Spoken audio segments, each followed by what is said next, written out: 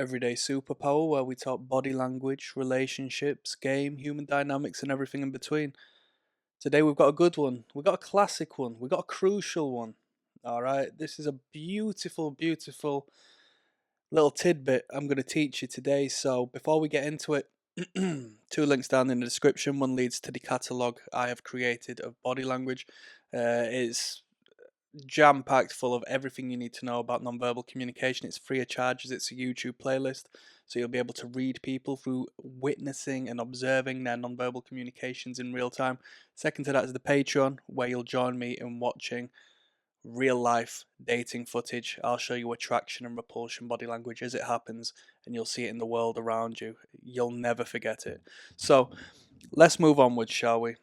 Before us, we have a beautiful pair of dilated pupils. Well, what are dilated pupils? It's when the pupils dilate and widen. Okay, I mean, self-explanatory as far as the dilation is concerned, but the pupils will enlarge, the pupils will widen, and the pupil is that dark central area of the eye. Okay, so we have done a video on the constriction of the pupil. Perhaps it's out now, perhaps it's out later, who knows, but we've done the constriction of the pupil, which is actually the thinning and the um minimizing of the pupil, so it's the counter opposite. This, on the other hand, has got great depth of meaning if you are looking into indicators of interest from somebody you hope is interested in you, or somebody you hope is curious. So someone you're curious is interested in you. Okay, so the pupil dilation is when the eyes view something arousing, but it could also come from a thought as well. It could come from the mind's eye as well as the literal eyes of the individual. You could think something that is quite exciting and arousing to the brain, and that emotional hormonal surge in reflection to that will enlarge the pupil, and we'll get into why. So, in a general sense, the purpose of the dilation of the pupil is to allow more light in, okay? Literal light, to allow you to see better. So if you are in a dimly lit room, generally your pupils will dilate to allow more light in. And that's why dating is better in a dimly lit area, okay? That's why date night at yours is better under candlelight as opposed to with the big main lights glaring down upon you both, right? Because naturally speaking, your pupils will dilate and give off, the image of you being in deep attraction to that person and the vice versa, right? And you might think, well, does that really matter? She might not consciously pay attention to the fact my eyes are dilated, but that's not the case. Not only is it within her biological makeup to understand this nonverbal cue, but through the unconscious pattern recognition our brains have sort of assessed and analyzed throughout our entire life, paying attention to children's toys and programs and cute animals, if not the cutest animals, if not, everything that has been portrayed as approachable and comfortable and, you know, positively received, as opposed to the contrary snake eyes, the beady eyes, which have always been depicted in horror films and in frightening situations and which not. You will know that she is unconsciously attracted to the dilation of your pupils, such as you hers, okay? And this also connects onto why people find light irises or light eyes, light colored eyes as a whole, quite appealing and attractive because it emphasizes the dilation of the pupil, right? So you can say, oh, he's got icy blue eyes. They're gorgeous to look at, but that might not be the case when he is looking at you in anger and those pupils turn to mere pinpoints, right? Then they become quite frightening. It enhances the negative energy that is, coming off of that individual. So there is a principle of opposites in effect here. Yeah? So pay attention. When the eye dilates to let in more light to see better, symbolically the pupils dilate to see more of what they find attractive, i.e., you or the next person, or the thought they have in their mind. You speak to your friend. I spoke about this on the constriction one, but if you say to your friend, "Oh, can I just pay attention to your eyes for one moment as I say a few words?" Generally speaking, they probably will do. Say, "Oh, don't worry about it. I won't say anything. I mean, stupid." All right, yeah, yeah, whatever. And then you say stuff like, what I mean, particular foods they enjoy, or so on and so forth. You will see the pupil dilate in real time, albeit only brief. It will enlarge momentarily within a split second, and then resort back to its normal state. You will see a real time awesome dilation of the pupil. And I say it's awesome because when you pay close attention to that eye as to where you didn't do before, and you see the expansion of that pupil in real time as you say particular words, it's fascinating, right? So it demonstrates a state of arousal. Okay. Don't get me wrong, it can be due to negative stimuli, but generally speaking, no, not as much so. It's the constriction of the pupil, which will be more so a reflection of that, excess of negative stimuli. So, where do we go from here? Okay. There are some particular products as to which I'm not too familiar with, and I've never come across a woman who has used this, but I know back in older times, women would use drops, eye drops of such, with a particular chemical which enlarged the pupil, dilated the pupil, because they were very well aware of the effect as to which it had in regards to how they were perceived. Okay?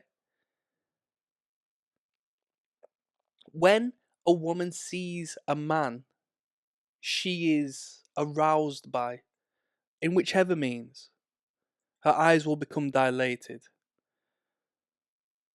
There's a synonym for the full dilation of the pupil, and that is bedroom eyes. Okay? Such as the image you see before you now. But pay attention, because there is a particular degree, as I referenced earlier, as to where the pupils may react to a negative arousal. It's probably not going to be the case, but fear can provoke this response. Shock can provoke this response, and shock could be, not a happy birthday shock, but a, person jumping out on you in the street sort of shock. Yeah, your pupil dilates to absorb as much information as possible at that particular time to ensure you are safe. It's a survival mechanism, right? But we won't speak on that too much because it's generally not the case in my personal experience. If you are to pass, I mean, it's a bit of an outdated medium, but if you are to have a look at some magazines in your local shop when you pass by, pay attention to the models on the front cover and just have a look at their eyes and identify as to whether their eyes are constricted, their pupils are constricted or dilated. Generally speaking, I assume, don't get me wrong, I've not run this test myself, but I assume that the majority, if not most, of the pupils should be in dilation, right? Which I'm sure could be quite awkward given, the lighting that is necessary in these particular environments. Let's say it's a model shoot, under bright lights, especially with a big, bold flash of the camera. But the constricted pupil would actually repulse you away from the magazine. It would give you a non conscious discomfort in relation to what you're seeing, which would be in disconnect from your actual conscious reality. You would not know as to why you feel averse to choosing that magazine, but that may potentially be the case because our brain associates it with that which is negative. When you see someone in the street or when you see anyone, full stop, the majority of the time, the first thing you naturally look towards is their eyes. We garner a lot of information from a person's eyes purely as it's the nearest connection to the brain. It's a real honest, direct correlation to the state of the brain. It's got direct connection, like physically speaking. The wiring goes from A to B. Our brains know that. Our brains have evolved to understand itself, so it understands the external being as well in direct mirror reflection. Pay attention to the pupils, and as I've mentioned before, when you pay attention to the pupils, you sort of take away a lot of the stress of eye contact because it's less so applying pressure on yourself when you're consciously paying attention to them. You can't pay attention to one or the other, you know? So as you have a look and try to identify what their pupils are saying, they will see you as just quite simply gazing into their eyes. And you won't just be looking at their eyes, feeling that intimate discomfort you might normally feel. So they will feel the intimacy, whereas you might lessen the stressful reaction we as people tend to get when engaging in that intimate act. Isn't it fascinating how we as human beings find it uncomfortable to look into each other's eyes? I know I do. Personally, I'm not the greatest at eye contact, but I'd be surprised if many people are good. The people who are good tend to come across as quite uncomfortable, quite overbearing, you know? So to re-clarify, this could be a courtship display. It's a symbol of arousal, and it's an indicator of sexual interest.